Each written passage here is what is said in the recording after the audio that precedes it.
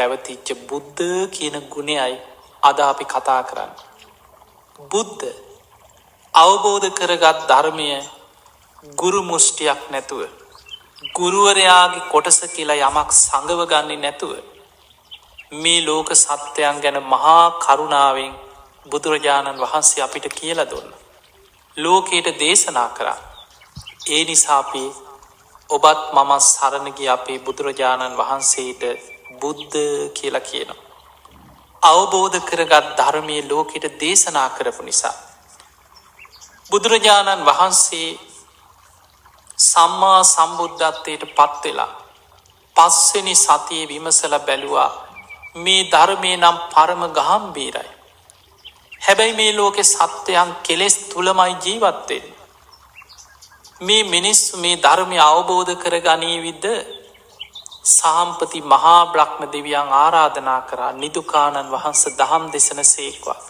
සුගතයන් වහන්සේ දහම් දේශන සේක්වා.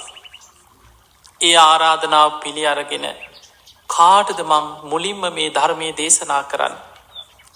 එදා ආලාර කාලාම දින 7කට පෙර මිය ගිහිල්ලා උද්දකරාම පුත්ත කලින් දවසේ මිය ගිහිල්ලා පස්සක භික්ෂූන් වහන්සේලා අරමුණු කරගත්තා.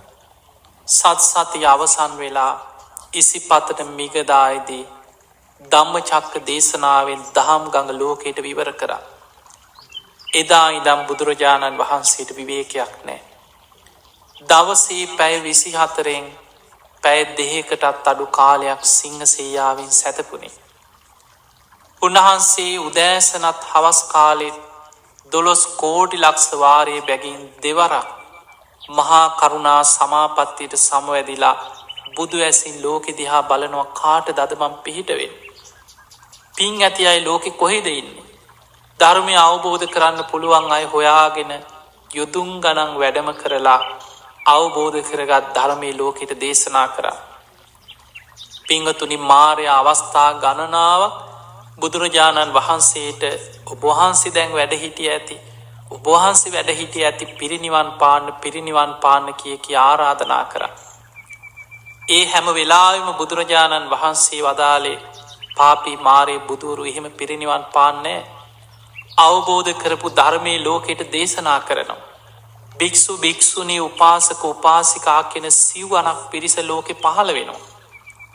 ඒ අය මේ ධර්මයේ ගැන වික්ත, විසරද, බහුශ්‍රුත, ධර්මදර ශ්‍රාවකයෝ බවට පත් වෙනවා.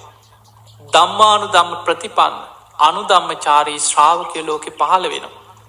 මගේ ධර්මයේ ලෝකෙ බලවත් වෙලා බුද්ධ